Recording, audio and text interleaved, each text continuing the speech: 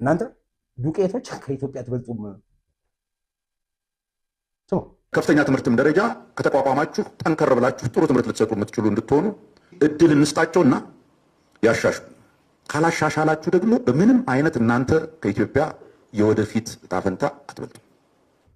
አባዬ በዘር እኮ አይደለም ቆጥርልህ፣ በብሔር አይደለም ቆጥርልህ፣ የአእምሮ ነፃነት ነው እሱ ሲናገር የማየው ነፃነት፣ የአእምሮ ነፃነት ብሎ የአባቶቻችን ውለታና አደራ ነው። እዚህ ሀገር ድንቁርኛ ያስፋፋው ይህን ኩረጃ፣ ልብነት፣ ኩረጅ እንደዚህ ጭምልቅልቅ ያደረገው ዩኒቨርሲቲዎች የደናቁት ማምረቻ ያደረገው ማለት ወያኔ ነው። ማን መድበው? ገነዘው ዘውዴ።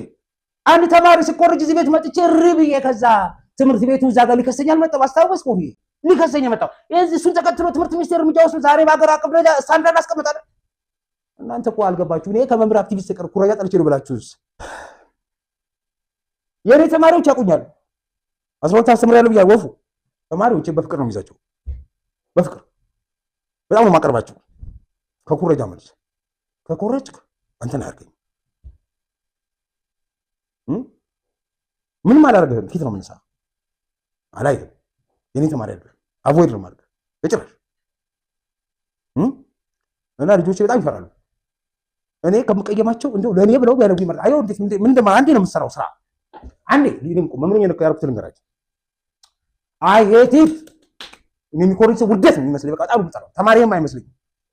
ከዛ ልጆቹ አክሱን ነጻጽታቸዋል፣ ታስተምራቸዋል። ፈተና እንደ ጉልበት መቀጥቀጫ እንዳይሆን ታደርገዋል።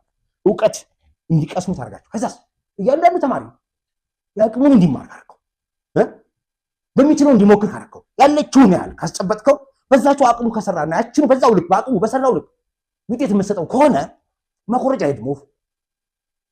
ሁለተኛ ኮረጆም ከመጣ ምንም እንኳን ቢያታልለ መልሰው እንደምትይዘው ካወቀ በመኮረጅ ተስፋ ይቆርጣል። የመጀመሪያ ምሳሌ በመኮረጅ ላይ ተስፋ ማስቆረጥ ተማሪዎች እና አንዱ ባች ነው የምትሰራው። አንደኛው ባች ላይ ሰራው ነው ጨረስኩ። ከዛ በኋላ እነዛ ባይ ተማሪዎች ምን ያደርጋሉ? ስዩም ጋር ስትገቡ ተማሪዎች እርስ ወሬ ለተማሪ እንደዛ ወራላል። ከዛ ግልግል ሲኒየሮች ናቸው እነዛ ሰርድ ተማሪዎች ናቸው። አሁን ድረስ ጓደኞች ናቸው ተማሪዎች። እነዛ ስየጋ ስገቡ እንዳትወጡ በቃ ከቻልክ የራስን እዛው ክላስ አትቅር፣ እሱ ጋር ተማር። የቻልካትን ጫጭረህ ሞክር፣ ለዛች ዋጋ ይሰጥሃል። ከኮረጅክ ግን ውሻ ያደርጋሉ። እችን ሲያውቁ ምን አደረጉ ልጆቹ? እርግፍ አድርጎ ተውልኝ። ሲኒየሮቹ ለፍሬሾች ሴታፕ ሰሩልኝ። በዛ ተረፍክ። መጨረሻ ላይ ምን አደረጉ? የኔ ተማሪዎች መኮረጅ እንደማዋጣ አወቁ። ቢኮርጁም እንደማመልጡኝ አወቁ። በቻሏት አቅም ከሰሩ ማርክ እንደመስጣቸው ገባቸው። ራይ ከዛ ምን አደረጉ? ኩረጃ በቀቀር ነው ግን አንድ ክላስ ውስጥ ነው። ምን ያደርጋል? ያ በሀገር ደረጃ ካልተቀየረ ምን ያደርጋል? ካልከሮጅ ፈተና አልገባም ያለ ተማሪ በቁሙ የሞተ በቃ ሞት አስብ አይድንም። በቁሙ የሞተ ነው። መጣሁና ነው እነዚህ ተማሪዎች አንድ አመት ተቀጣው ምናምን አንድ አመት ቀጣልኛ። አሁንም እችናትህ ዘላለማዊ ይባል ፖይንት አለኝ። ስልጣኔ ማለት በራሱ በራስህ አእምሮ ሰርተህ መለወጥ መቻል፣ በራስህ አቅም ሰርተህ መለወጥ መቻል፣ አዲስ ነገር መፍጠር መቻል። ያንስ ሉዓላዊነት ስታረጋግጥ ወፍዬ ምን ትሆናለህ መሰለህ? አንደኛ ተማሪ ከፊት ትመራለህ። አብይ ስለ ኢትዮጵያ ሲያወራና ፑቲን ስለ ሩሲያ ሲያወራ ሁለቱም ስለ አንድ ነገር የሚያወሩ ነው የሚመስለው። ሁለቱም ይነግሯችሁ ስለ ሶቨርኒቲ ነው የሚያወሩ። ሉዓላዊነት። ለምን ቅኝ ግዛትንም ፋሽስትንም ተዋግተው ያሸነፉ ብቸኛ የነፃነት ምድር አገራት እነዚህ ናቸው። ሉዓላዊነት ሊያስከፍል የሚችለውን ዋጋ ጠንቅቀው የሚያውቁት ህዝብ ብቻ ነው። ወፍ የለም ሌላ። ፑቲን ለአንዴና ለመጨረሻ ጊዜ የተቀየረው ከመቼ ወዲህ ነው? ከጋዳፊ ሞት በኋላ ነው ይባላል። ፑቲን ለረጅም ሰዓት ጋዳፊ አንገቱ ተቆርጦ እንደዛ ከወግቧን ጎትተው እየደበደቡ ሲያወጡት ብሎ ነው ያየዋል። እነዚህ ሰዎች ማንንም የትኛውንም መሪ ሊያስወግዱ ከፈለጉ አንተ አእምሮ ውስጥ ሰይጣን አድርጎ ይስሉልሃል። ከዛስ አሁን አንተ ሳዳም ሁሴን ሲባል ጭራቅ የሚያርገው መስለው የፈለገ ነገር ቢሆን አሁን ካሉት መሪዎች ይሻላል። ሳዳም ሁሴን ጋዳፊ እንደዚህ ነው ይላል። የፈለገ ቢሆን ጋዳፊ አሁን ካሉ መሪዎች ይሻላል። እንደ ኢትዮጵያ እንደ ሩሲያ ያለ ሀገር እነዚህ መጨረሻው መስዋዕትነት የከፈሉ ሀገራት ናቸው። እሺ ለራሳቸው ብቻ አይደለም ለተቀረው ዓለም መብራት ነው የሚሆኑት። በአፍሪካ ትልቁ የህዳሴ ትልቁ የኃይል ማመንጫ ያለው የት ነው? ኮንጎ። ምን ያህል ኃይል ያመነጫል? ወፊ አንተ 5000 ነው የምታወራው፣ ከ20 እስከ 40 ሺህ ነው የሚያመነጨው። በኢትዮጵያና በኮንጎ ዲአርሲ መካከል ያለው መሰረታዊ ልዩነት ምንድነው? ሉዓላዊነት ነው። ሉዓላዊነት በራስ ጉዳይ መወሰን መቻል። የህዳሴው ግድብ ምንድነው? ወፍ የህዳሴው ግድብ ሉዓላዊነት ነው። አንተ ሲሚንቶና ድንጋይ ይመስላል፣ አንተ አሸዋና አፈር ይመስላል፣ አንተ ውሃና ሲሚንትን አፈር ይመስላል። ኖ ኢትስ ኦል አባውት ሶቨርኒቲ። ይሄ ስለ ሉዓላዊነት ነው።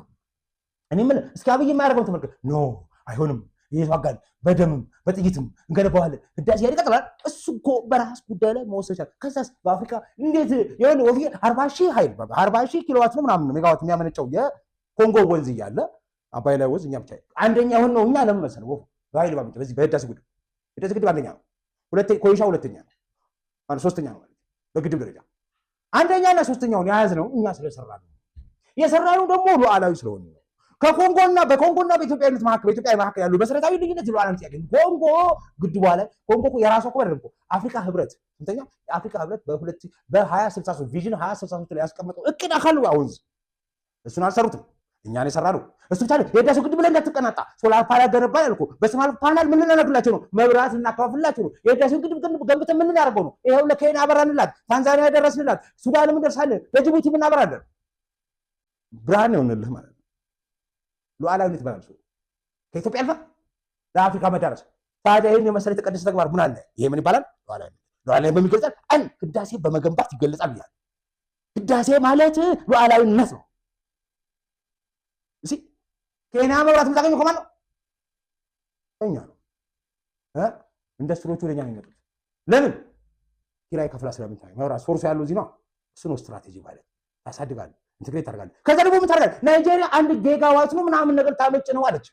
ያራዳ ልጅ ሶላር ፓናል እሱ ደግሞ ታመጭ ከብሎ ከሶላር ኮ ናይጄሪያ ችግር የለም ወዳጄ ልቤ ሶላር ፓናል ያመረትን ሰው ከኛ ምን ልብላችሁ ኤክስፖርት አድርጋለህ። ወፍዬ ኤክስፖርት የምታደርገው ደግሞ ምንድን ነው?